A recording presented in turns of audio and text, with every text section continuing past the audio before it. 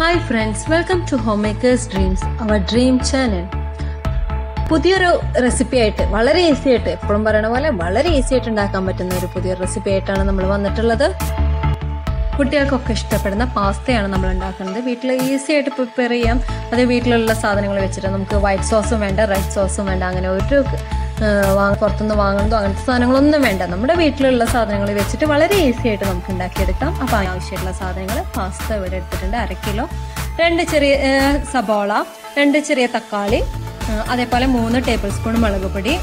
മുളകിൻ്റെ അളവ് നമുക്ക് എരിവ് കൂടുതൽ വേണ്ടവർക്ക് 3 ടേബിൾ സ്പൂൺ ഇടാം, അതല്ല കുറവ് വേണ്ടവർക്ക് അങ്ങനെ കുറയ്ക്കാം. 2 ടേബിൾ സ്പൂൺ മല്ലിപ്പൊടി, 2 മുട്ട. ഇത്ര സാധനങ്ങൾ നമുക്ക് ആവശ്യമുള്ളൂ. അപ്പോൾ അതെങ്ങനെ ഉണ്ടാക്കണമെന്ന് നോക്കാം. ഇതെവിടെ സൈഡിൽ കാണിക്കണ പോലെ പാസ്ത ഇപ്പോൾ സൂപ്പർ മാർക്കറ്റുകളിൽ ലൂസായിട്ട് വാങ്ങാൻ കിട്ടും. 100 ഗ്രാമിന് 12 രൂപ അങ്ങനെ ഒരു റേറ്റേ വരുന്നുള്ളൂ. പക്ഷേ നല്ല ടേസ്റ്റിലാണ്. അപ്പോൾ അങ്ങനത്തെ വാങ്ങാൻ കിട്ടും, നല്ല കമ്പനി സാധനങ്ങൾ വാങ്ങാൻ കിട്ടും. നമുക്ക് തുടങ്ങാം. അതിനായിട്ട് ഒരു പാത്രത്തിൽ കുറച്ചധികം വെള്ളം വെക്കുക തിളപ്പിക്കാൻ. തിളപ്പിച്ച വെള്ളത്തിലേക്ക് നമ്മൾ 1 ടേബിൾ സ്പൂണ് ഓയിലാണ് ഒഴിച്ചു കൊടുത്തത്. ഓയിൽ ഒഴിച്ചു കൊടുത്തതിന് ശേഷം കുറച്ച് ഉപ്പ്, അതിലേക്ക് നമ്മൾ നന്നായി തിളച്ച് വരുന്ന വെള്ളത്തേക്ക് നമ്മൾ പാസ്ത ഇട്ട് കൊടുക്കുകയാണ് ചെയ്യണത്. പാസ്ത നന്നായി ഒന്ന് തിളച്ച വെള്ളത്തിൽ കഴിയാനും പെട്ടെന്ന് തന്നെ അതിന്റെ കളർ ചേഞ്ച് ആവും. ഫുള്ളായിട്ടൊരു വൈറ്റ് കളറായിട്ട് മാറും. ആ ഒരു വൈറ്റ് കളറായിട്ട് മാറുമ്പോൾ നമ്മളത് ജസ്റ്റ് ഊറ്റിയെടുക്കുക. ഇത്രയേ ഉള്ളൂ നമുക്ക് അതിന്റെ ഒരു പണി എന്ന് പറയുന്നത്, വേവിക്കാന്ന് പറയുന്നത് കഴിഞ്ഞാൽ. അപ്പൊ അതിന്റെ പണി കഴിഞ്ഞു. ഇനി നമ്മളൊരു ചീഞ്ചട്ടി വെച്ച് അതിലേക്ക് നമ്മൾ ഓയിലാണ് ഒഴിച്ചു കൊടുക്കുന്നത്.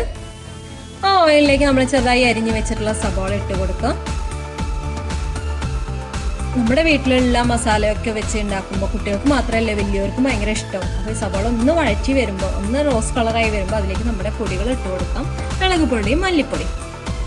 എരിവ് നേരത്തെ പറഞ്ഞ പോലെ ഫസ്റ്റ് കുറച്ച് എരിവൊക്കെ ഉണ്ടെങ്കിൽ തന്നെയാണ് ടേസ്റ്റ് ഉണ്ടാവുക. ഇനി എരിവ് ഇഷ്ടമില്ലാത്തവർക്ക് അതിനനുസരിച്ച് കുറയ്ക്കാം. അതൊന്ന് വഴന്ന് വരുമ്പോൾ അതിലേക്ക് നമ്മുടെ തക്കാളി അരിഞ്ഞു വെച്ചിട്ടുള്ളത് ഇട്ട് കൊടുക്കാം. തക്കാളി നമ്മൾ സോസ് ഒന്നും ഉപയോഗിക്കണില്ല, നേരിട്ടിട്ട് തക്കാളി തന്നെയാണ് ഉപയോഗിക്കുന്നത്. ഇനി അതൊന്ന് വഴന്ന് വരുമ്പോൾ അതിലേക്ക് നമ്മുടെ മുട്ട നേരിട്ട് പൊട്ടിച്ചൊഴിച്ചു കൊടുക്കുകയാണ്. ഈ മുട്ട പൊട്ടിച്ചൊഴിച്ച് നന്നായി അതൊന്ന് മിക്സ് ചെയ്തെടുക്കുക. നന്നായി അതൊന്ന് മൊരിഞ്ഞു വരുന്നും വേണ്ട, ആ ഒരു മിക്സ് ചെയ്തിട്ട് നമ്മൾ ഫ്ലെയിം ഒന്ന് ചെറുതാക്കി ഇട്ടിട്ട് അതൊന്ന് മിക്സ് ചെയ്ത് വേണ്ടിയേക്ക് നമ്മുടെ വേവിച്ച് വെച്ചിട്ടുള്ള പാസ്ത ഇട്ട് കൊടുക്കുക.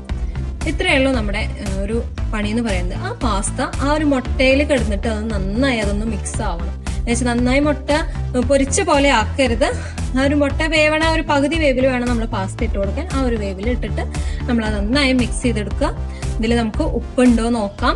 ഉപ്പ് കുറച്ച് മസാലയിൽ നമ്മൾ ഇട്ടിട്ടുണ്ടായിരുന്നു, പൊടികൾ ഇടുന്നതിന്റെ കൂട്ടത്തില്. അപ്പൊ ആ ഉപ്പില്ലെങ്കിൽ കുറച്ച് ഉപ്പിട്ട് കൊടുക്കുക. നമ്മുടെ സംഭവം ഇവിടെ റെഡി. ഏറ്റവും ഈസി ആയിട്ട് ഉണ്ടാക്കി കൊടുക്കാവുന്നല്ലേ.